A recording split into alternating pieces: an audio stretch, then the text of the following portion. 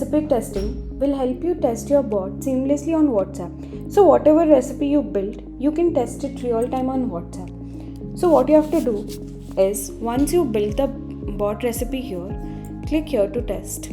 From the option, choose WhatsApp, and once you click on WhatsApp, enter the details here, like what is the name of the tester, enter the country code here, and the WhatsApp number on which you want to test this recipe out. Once you click here, click on test now, you will get the QR code. You can also test it using the WhatsApp web. Please note that the notification catalog and events are restricted in this trial version. You cannot test the catalogs and notifications on it. So scan the QR code here.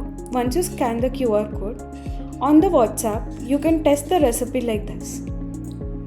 So whatever recipe, it was a simple recipe that we have built, that we could test it on WhatsApp on real time.